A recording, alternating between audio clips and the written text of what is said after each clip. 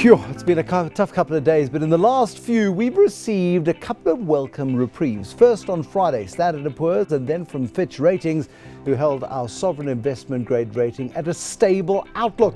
But GDP figures from Stats SA painting a worrying picture. The first quarter of 2016 contracting by 1.2%. Now, everybody expected a contraction, but not one of that size. And 1.2% contraction doesn't bode well for the second quarter, and there's some economists suggesting we could go into recession. The world economy not faring much better either.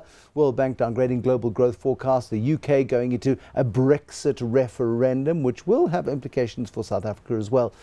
And the BRICS, not quite as much fun as it used to be, although there are some beacons of hope. Some people say they should be called the ICS. Leave Brazil and Russia out of it, but nobody wants to be part of ICS. This is the MoneyMakers. I'm Bruce Whitfield. Tonight, talking about how we can grow the economy with a man who helped build a company. Founder and executive director of Discovery Insure, Themba Baloyi, is my guest. He's also a member of the Young Presidents Organization.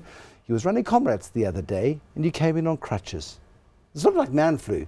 If you had man flu, you wouldn't be here, but you just tore a ligament, so that's nothing. How was Comrades? It was beautiful. Up until the point where your leg gave in.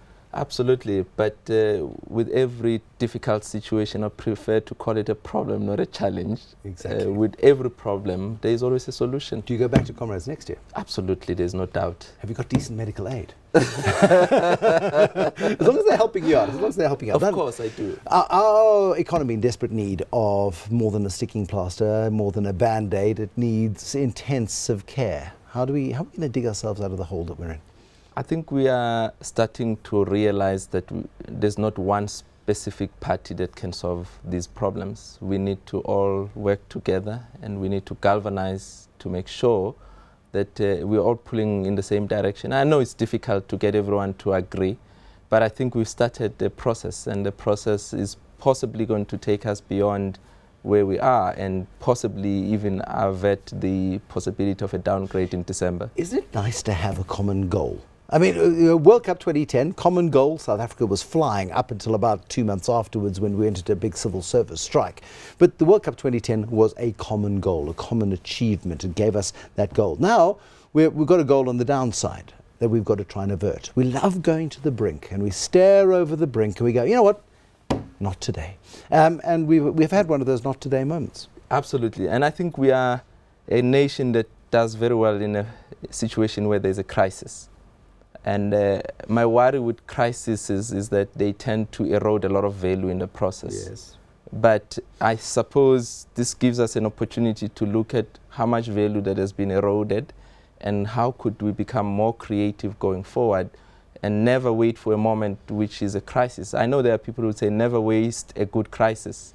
And it's true. Don't waste it. But this is a crisis. I mean, yes, we're subjected to the whims of the global economy, but so much of the crisis that we face today is self-inflicted, surely.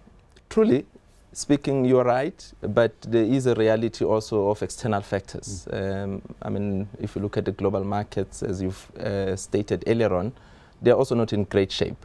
But I suppose when you look at where we are as a country, there is always that opportunity to say we could have avoided 1, 2, 3 things from happening. But I suppose think it through and look at the level of energy, look at the amount of goodwill that a lot of top business people have put in to make sure they work with the government. And I think we'll be emerging stronger than we were before. Your boss, Adrian Gore and Brian Joffe, on the work stream about entrepreneurship, Yes. The first thing that's happened there is they've succeeded in getting money out of government to put into projects to help drive entrepreneurs. I mean, it's a no-brainer as a building block upon which to see some growth coming through. True, you're right there. I think when you look at SMMEs in terms of just globally, SMMEs tend to be bigger employers than big corporates. And perhaps we've neglected the efforts and the focus on SMMEs. And I think this is the right time. We are starting to have the right conversations. That's my reading of the situation. And it is out of those conversations that we can see proper action. And it's good to have a dream with a deadline. And the deadline is December. Yeah. And hopefully beyond December, it would have given us all the impetus we need to be able to continuously drive things forward. What makes us incapable of doing it voluntarily? It's a mindset. I think it's a mindset, and we'll get to that mindset. I mean, I recently gave a talk about building skyscrapers in South Africa as opposed to having to wait to go to the brink before you start doing something about a situation. In America, if you look at the thinking about life in generally, they like to build things that are really audacious. They've got big goals, and I think it's our opportunity to start thinking that way. And maybe this crisis is just a help for us to start leapfrogging that past mentality. And I share your sentiment, but I don't share your optimism. Because I just wonder, we lurch from crisis to crisis. We lean on each other when we need to. It's like having the mate that you had when you were growing up, but you only ever hear from him when he's in trouble. Then you help him get back on his feet, and the next thing he's flying again, and you don't hear from him for 5 years until he phones you up again and says, geez, I'm in trouble. And it feels like we in business and government and labour are a bit like that old best friend that is just actually a bit of a drain. We only get together when we really need to. But I think things are changing, Bruce. I understand where you're at, and I understand the reservations that you have, but things I really believe they are changing. I do believe we are on the right track. I'm very optimistic precisely because if you look at pre-1994, no one ever believed that we would emerge out of 1994 as a stronger nation.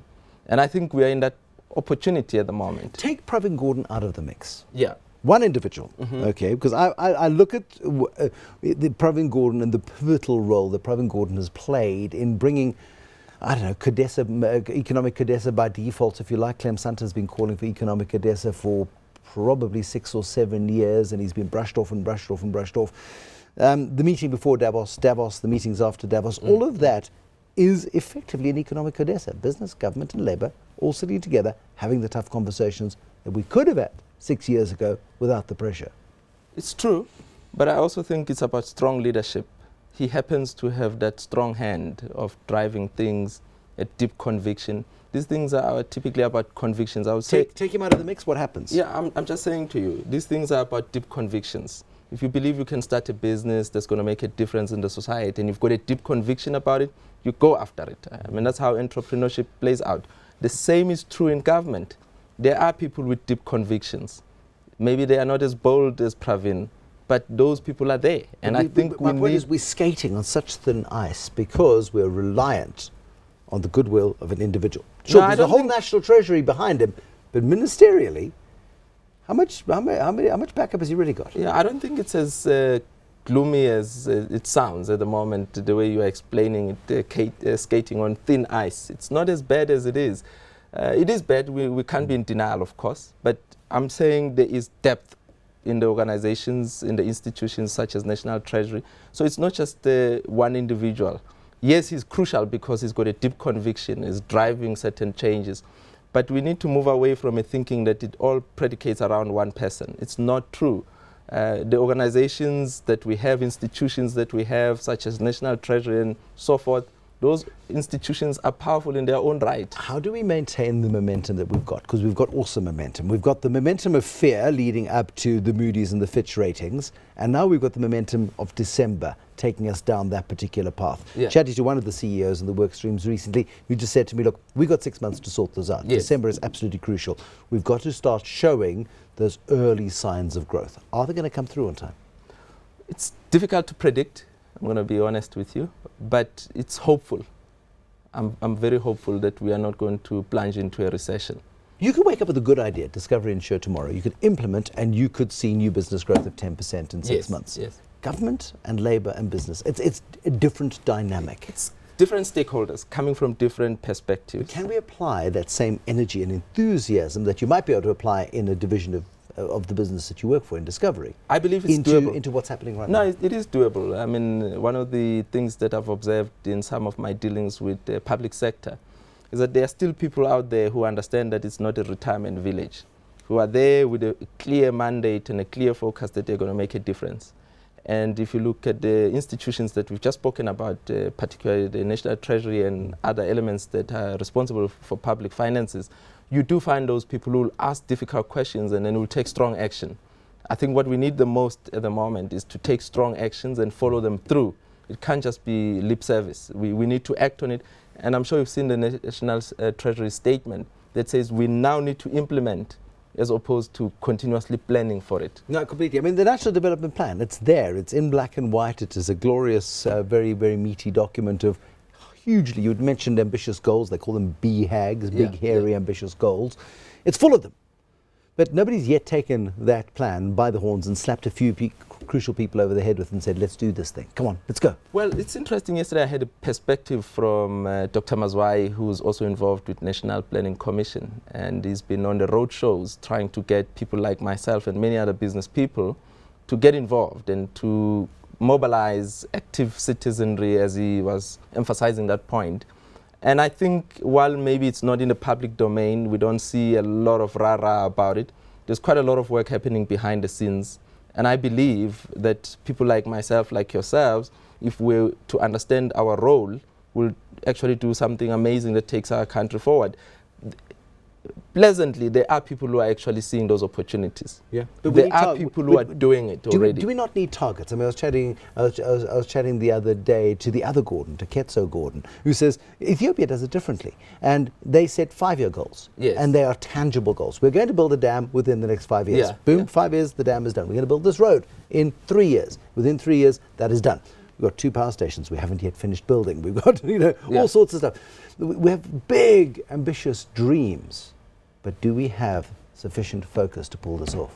It's interesting you use the word focus, because focus is probably the crucial element to making things happen. And there are people that I know who work in different institutions across the spectrum, private sector, public sector, labor, whose focus is very clear, and I'm involved in some of those discussions. Focus very clear. Here's the NDP 2030 ambition. These are the key things that we can deliver on. So there are specific targets, as you were alluding to, that we need to have targets.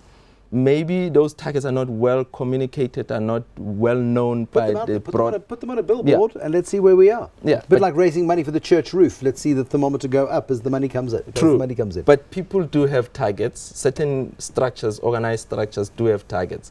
And the point I'm making, Bruce, is that we are in a problematic situation. We shouldn't be in denial, and we should have that deep focus that's going to take us forward. And I think those who are already starting and those who have already started are the good examples that maybe should be on a show like this, where we start showcasing that level of commitment and that level of energy and zeal that you're looking for.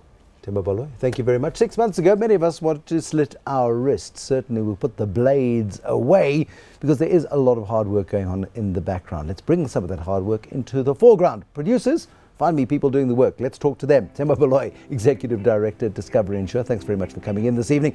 More ideas, more bright ideas, and more bright sparks driving those ideas to get South Africa onto a better growth path. Goodness knows we do need it. Till next time, have yourselves a very good evening. Good night.